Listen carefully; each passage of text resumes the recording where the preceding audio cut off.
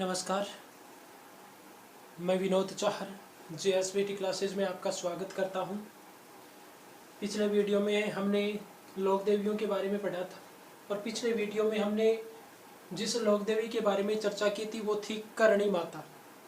आज हम एक और महत्वपूर्ण लोक देवी के बारे में चर्चा करते हैं और उस लोक देवी का नाम है जीण माता। लोक देवी का नाम है जीण माता। तो देखिए, जो जीण माता है, जीण माता का जो वास्तविक नाम था, जीण माता का जो वास्तविक नाम था वो वास्तविक नाम क्या था? तो देखिए, वास्तविक नाम जो था वो वास्तविक नाम था जीवनी बाई।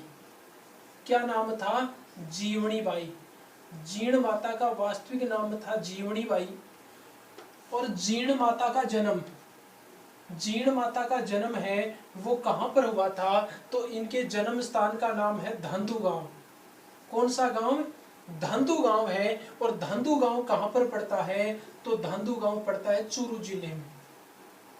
वास्तविक नाम इनका, बचपन का नाम जीवनी बाई था। जन्म है वो धंधु गांव में हुआ था, चूरू में। और चूरू में जिस परिवार में हुआ था वो परिवार था चौहान परिवार। कौन सा परिवार? चौहान परिवार। चौहान परिवार था। इनके जो पिताजी थे, इनके पिताजी का नाम था धनराज चौहान। क्या नाम था? धनराज, धनराज जी चौहान। धनराज जी चौहान के द्वारा धंधु गांव की स्थापना की गई थी। धनराज जी के द्वारा स्थापना किए जाने के कारण ये गांव क्या कहलाया? धंधु गांव कहलाया। और ये यहाँ के जागीरदार थे। कौन? धनराज जी चौहान इस धंधु गांव के जागीरदार थे। और इन्हीं धंधु नामक स्थान पर जीण माता का, या कह सकते हैं कि जीवनी बाई का जन्म हुआ था। ये जो जीण माता है या जीवनी बाई है, इनकी बात करें तो देखो, जीवनी बाई को या जीण माता को मीणाओं की कुलदेवी कहा जाता है। किनकी कुलदेवी कहलाती है? मीणाओं की कुलदेवी। ये मीणाओं की कुलदेवी कहलाती है। और मीणाओं की कुलदेवी के साथ में जन्म किस परिवार में हुआ था? चौहान परिवार में। इसलिए ये चौहानों की, इसलिए क्या कहलाती है? चौहानों की कुलदेवी कहलाती है। चौहानों की कुलदेवी कहलाती है। और चौहानों की कुलदेवी कहलाने के साथ ही ये शेखावाटी की, यानी सीकर चूरू झुंझुनू, शेखावाटी की क्या कहलाती है? शेखावाटी की लोक देवी कहलाती है। जीण माता को शेखावाटी की क्या कहा जाता है? शेखावाटी की लोक देवी कहा जाता है। इसके साथ ही इन्हें और किस उपनाम से जाना जाता है? तो इन्हें जाना जाता है मधुमक्खियों की देवी। किनकी देवी? मधुमक्खियों की देवी। इन्हें मधुमक्खियों की देवी कहा जाता है। मीणाओं की कुलदेवी कहलाती है। चौहानों की कुलदेवी जीण माता को कहा जाता है। शेखावाटी की लोक देवी जीण माता को कहा जाता है। और मधुमक्खियों की देवी जीण माता को कहा जाता है। देखिए, सबसे ज्यादा इनको पूजते हैं। कौन पूजते हैं? मीणा। सबसे ज्यादा इनकी पूजा कौन करते हैं? सबसे ज्यादा इनकी पूजा करते हैं मीणा। मीणा सबसे ज्यादा इनको पूजते हैं, इसलिए इन्हें मीणाओं की कुलदेवी भी कहा जाता है। चौहान कुल में, किस कुल में जन्म हुआ था? चौहान कुल में। चौहान कुल में जन्म हुआ था।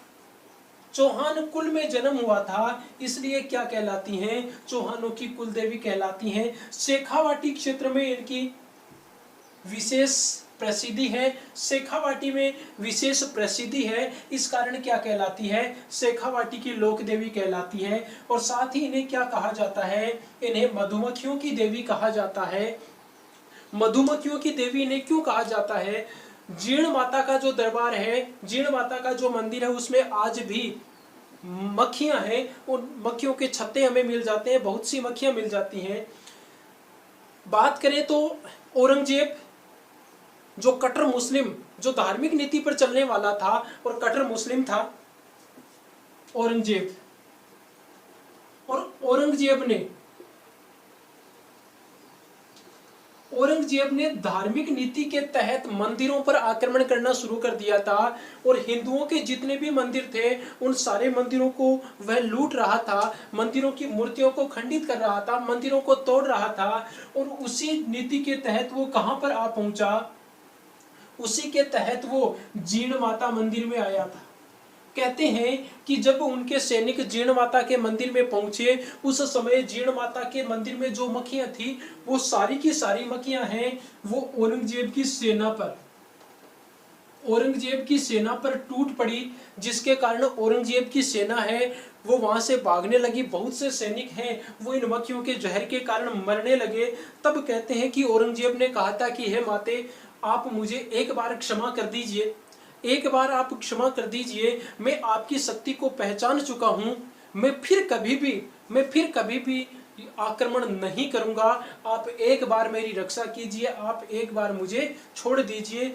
और साथ ही साथ उन्होंने कहा कि मैं प्रतिवर्ष 1.25 मण, एक मण में होता है 40 किलो, यानी 1.25 मण है 10 और, यानी 50 किलो की प्रति वर्ष 50 किलो तेल में क्या करूंगा? आपकी अखंड जोत के लिए मैं प्रति वर्ष 50 किलो तेल दिल्ली दरबार से आपके पास में भेजूंगा। कहते हैं कि उसके बाद से प्रतिवर्ष जीण माता के दरबार में 1.25 मण तेल आता था और आज भी वो तेल आता है। आज जयपुर राज परिवार है वो जीण माता की अखंड जोत के लिए क्या करता है? प्रतिवर्ष 1.25 मण तेल भेजता है। अब देखिए आगे जीण माता का मंदिर कहाँ है उसकी बात करते हैं। तो देखिए जीण माता का मंदिर है वो सीकर जिले में है। जीण माता का मंदिर कहाँ है? जीण माता का मंदिर है सीकर जिले में।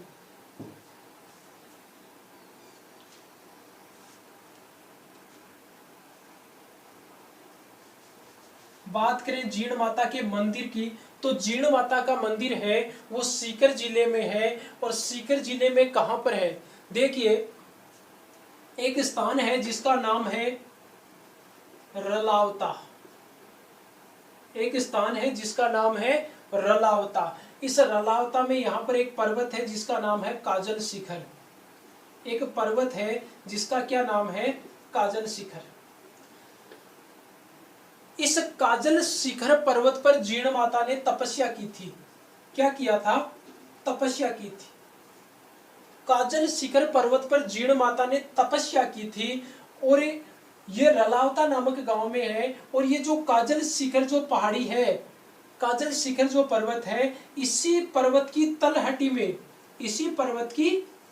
तलहटी में क्या बना हुआ है? जीण माता का मंदिर बना हुआ है। यानी हम कहें तो जीण माता का मंदिर कहां पर बना हुआ है? जीण माता का मंदिर है वो रलावता नामक गांव में बना हुआ है। और रलावता कहां पड़ता है? रलावता पड़ता है सीकर जिले में। तो सीकर के रलावता नामक गांव में यह मंदिर बना हुआ है। इस मंदिर का निर्माण किसने करवाया? तो देखिए इस मंदिर का निर्माण करवाया था हट्टड़। इस मंदिर का जो निर्माण करता था,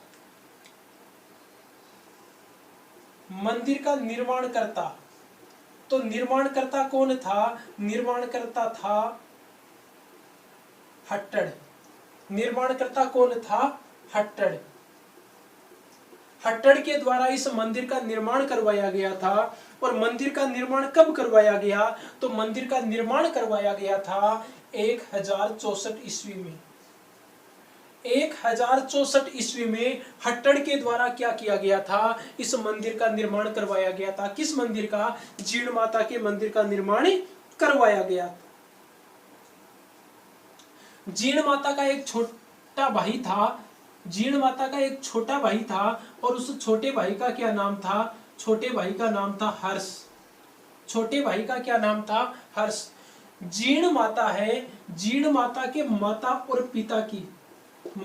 पिता की हर्ष और जीण के बचपन में ही, हर्ष और जीण या जीवन बाई है, इनके बचपन में ही इनके माता पिता की क्या हो गई थी? मृत्यु हो गई थी। और इनकी बहन यानी जीण माता है, जीवनी बाई है, इन्होंने अपने छोटे भाई हर्ष का बड़े लाड प्यार से पालन पोषण किया था। अब देखिए, जीव इनका जन्म है वो धांधु गांव में होता है, फिर ये रलावता में आकर तपस्या करती हैं। इनके पीछे क्या कारण है? तो देखिए, दोनों भाई बहन में हर्ष और जीण में काफी स्नेह था। लेकिन एक दिन हर्ष की पत्नी और जीण ननद भौजाई के बीच में बात हो जाती है, और जब ये पानी के घड़े लेकर जाती हैं तो इस प्रकार की शर्त लग जाती है कि देखते हैं आज हर्ष है वो किसका घड़ा पहले उतारते हैं। तो कहते हैं कि अत्यधिक लाड प्यार के कारण जो हर्ष हैं वो अपनी बहन जीवनी बाई के सर से घड़ा है वो पहले उतार देते हैं। तो हर्ष की पत्नी है वो उस समय तो कुछ नहीं कहती है, लेकिन फिर वो अन्य जो महिलाएं हैं उन महिलाओं के साथ में वार्तालाप करती है, उसमें कहती है कि ये तो इससे अधिक स्नेह करते हैं, और फिर हर्ष को कहती है कि आप अपनी इस बहन को घर से निकाल दीजिए। ये बात जीण माता है या जीवनी बाई है वो सुन लेती है, और वो नाराज होकर वहां से निकल जाती है। नाराज होकर जो जीण बाई है या जीवनी बाई है वो घर से निकल जाती है, घर से निकल गई। और इस बात का पता जब चला किसको? हर्ष को। किस बात का? कि ये नाराज होकर यहाँ से निकल गई है। तो कहते हैं कि हर्ष उनके पीछे आते हैं और उन्हें मनाने की कोशिश करते हैं, लेकिन वो मानती नहीं है। कौन? जीवनी बाई मानती नहीं है।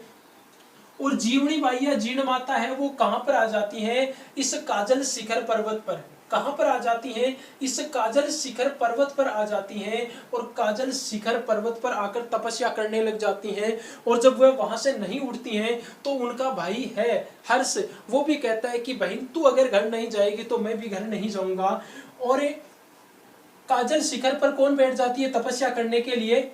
जीवनी बाई या जीण माता। और हर्ष है वो भी इनसे थोड़ी दूरी पर एक पर्वत जो आज हर्ष पर्वत के नाम से जाना जाता है। किस पर्वत के नाम से जाना जाता है? हर्ष पर्वत के नाम से जाना जाता है। वहां पर बैठ जाते हैं और वहां पर तपस्या करने लग जाते हैं।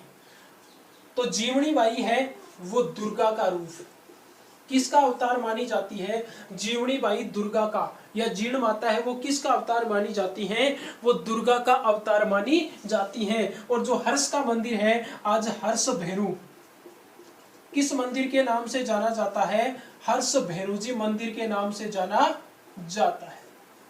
हर्ष भैरू जी मंदिर के नाम से जाना जाता है। और इसी काजल शिखर पर्वत पर तपस्या की थी, और काजल शिखर पर्वत की तलहटी में किसका मंदिर बना हुआ है? जीण माता का मंदिर बना हुआ है, जो किस गांव में है? रलावता गांव में है। इस काजल शिखर पर्वत पर जीण माता की अखंड ज्योत जलती रहती है। ये जो काजल शिखर पर्वत है, इसी काजल शिखर पर्वत पर जीण माता की जो अखंड ज्योत है वो जलती रहती है। अखंड यानी ऐसी ज्योत जो लगातार जलती रहती है। और वो कहां पर जलती रहती है? काजल शिखर पर जलती रहती है। अब देखिए आगे बात करते हैं इनके बारे में। तो देखिए, जो जीण माता का मंदिर है उस जीण माता के मंदिर में इनकी जो मूर्ति लगी हुई है वो मूर्ति लगी हुई है आदमकद रूप में। आदमकद मूर्ति है, बड़ी और विशाल मूर्ति लगी हुई है। और ये जो मूर्ति है ये कैसी है? ये मूर्ति है ये अष्टभुजी मूर्ति है। कैसी? अष्टभुजी, या कह सकते हैं अष्टभुज, यानी जिसके 8 भुजाएं होती हैं। कैसी हैं? अष्टभुज मूर्ति है, यानी जिसके 8 भुजाएं होती हैं। कितनी भुजाएं? 8 भुजाएं। यानी जीण माता की जो मूर्ति यहाँ पर है उसमें इनकी कितनी भुजाएं हैं? इसमें 8 भुजाएं हैं। अष्टभुजी इनकी मूर्ति बनी हुई है। और यहाँ पर जो मंदिर परिसर है उसमें जीण माता के बकरे की बलि दी जाती है। लेकिन बकरे की बलि कैसे दी जाती है? इसमें बकरे को वैसे बलि नहीं दी जाती है, बल्कि बकरे का जो कान होता है, बकरे का कान की बलि दी जाती है, यानी उसका कान ही काटा जाता है, केवल कान की बलि दी जाती है। बकरे की बलि वो किस रूप में दी जाती है? बकरे की कान की बलि दी जाती है। बाकी मंदिर परिसर में वैसे कोई बकरे को मारना इस प्रकार का कार्य यहाँ पर नहीं किया जाता है। केवल प्रतीकात्मक रूप में, केवल प्रतीकात्मक रूप में क्या होता है, बलि दी जाती है। ये जो जीण माता का मंदिर है, इसमें सुबह इनकी जो आरती होती है, सुबह इनकी जो आरती होती है, आरती के समय इन्हें 2.5 प्याला शराब चढ़ाई जाती है। यानी इनको जीण माता को किसका भोग लगाया जाता है, जीण माता को 2.5 प्याला शराब का भोग लगाया जाता है। आरती के समय ये जीण माता को 2.5 प्याला शराब का भोग लगता है। जीण माता है, जीण माता का जो गीत है, जीण माता का गीत है वो सबसे बड़ा गीत माना जाता है। जीण माता का जो गीत है, इस गीत की विशेषता है कि यह सबसे बड़ा गीत है, सबसे बड़ा गीत। लोक देवियों में गीतों के बारे में बात करें तो जीण माता का गीत है, वो जीण माता का गीत सबसे बड़ा है। और जीण माता के गीत को क्या कहा जाता है, जीण माता के गीत को कहा जाता है चिरंजा। क्या कहा जाता है, चिरंजा कहा जाता है। जीण माता के गीत को चिरंजा कहा जाता है। और इनको गाते हैं कौन, कन फोड़े बोफे। जीण माता के गीत को कौन गाते हैं, कन फोड़े बोफे गाते हैं, कन फोड़े भोपे गाते हैं। और उनकी विशेषता क्या है कि ये जो कन फोड़े भोपे हैं, ये केसरिया रंग के वस्त्र पहनते हैं। कैसे वस्त्र पहनते हैं, केसरिया वस्त्र पहनते हैं। और अपने माथे पर क्या करते हैं, माथे पर सिंदूर यानी ललाट पर सिंदूर लगाते हैं। साथ में डमरू और सारंगी, डमरू और सारंगी पर, डमरू और सारंगी पर क्या करते हैं, जीण माता के लोकगीत को गाते हैं। सबसे बड़ा गीत है वो इन्हीं का है, किनका, जीण माता का। गाते कौन है, कन फोड़े भोफे गाते हैं, जो केसरिया वस्त्र पहनते हैं, माथे पर ललाट पर सिंदूर लगाते हैं, डमरू और सारंगी के साथ में क्या करते हैं, इस गीत को गाते हैं। और लोक गीत इनका जो है, जीण माता का जो गीत है, उनको क्या कहा जाता है, उनको चिरंजा के नाम से जाना जाता है। अब देखिए, जीण माता का जो मेला है वो वर्ष में 2 बार भरता है। जीण माता का मेला वर्ष में कितनी बार भरता है, 2 बार भरता है। जो नवरात्र होते हैं, उन नवरात्रों में जीण माता का मेला भरता है, 2 बार भरता है। कब कब भरता है, तो देखिए, एक तो जो चैत्र के जो नवरात्रे होते हैं, चैत्र नवरात्र में इनका मेला भरता है। और एक आश्विन नवरात्र में इनका मेला भरता है। ये जो 2 नवरात्र होते हैं, इन दोनों नवरात्रों में वर्ष में 2 बार क्या होता है, जीण माता का मेला भरता है।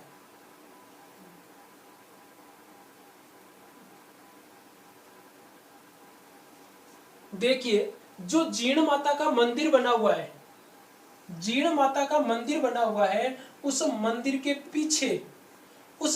के पीछे तहखाने में एक मंदिर बना हुआ है। पीछे कहां पर, तहखाने में एक मंदिर बना हुआ है। और वो मंदिर किसका है, तो वो मंदिर है भामरिया माता का। किसका मंदिर है, भामरिया माता का मंदिर है। और इसी भामरिया माता को भ्रमर माता, इसी भामरिया माता को अन्य किस नाम से जाना जाता है, भ्रमर माता के नाम से जाना जाता है। और इन्हीं को भंवर माता भी कहा जाता है। क्या कहा जाता है, भंवर माता कहा जाता है। तो इस मंदिर के पीछे, जीण माता के मंदिर के पीछे तहखाने में एक मंदिर बना हुआ है, जो किसका है, भामरिया माता का है, या भ्रमर माता का है, भंवर माता का है। और कहते हैं कि उस मंदिर में जो भ्रमर माता की या भामरिया माता की जो मूर्ति लगी हुई है, उस मूर्ति के सामने एक पीतल की धड़ पड़ी हुई है। किसकी धड़ पड़ी हुई है, पीतल की, एक पीतल की धड़ पड़ी हुई है। मूर्ति है, उस मूर्ति के सामने एक पीतल की धड़ पड़ी हुई है। उस पीतल की धड़ के बारे में कहा जाता है कि यहाँ पर एक पराक्रमी व्यक्ति था, शक्तिशाली व्यक्ति था, जिसका नाम था जगदेव पंवार। क्या नाम था, जगदेव पंवार। कहते हैं कि इस जगदेव पंवार ने क्या किया था, माता के सामने अपनी बलि दी थी। किसके सामने? भमरिया माता के सामने। भमरिया माता के सामने क्या किया था? अपनी बलि दी थी। तो ये थे जीण माता के बारे में। जीण माता के बारे में हमने पढ़ा। नेक्स्ट वीडियो में अन्य लोक देवियों के बारे में पढ़ेंगे। धन्यवाद।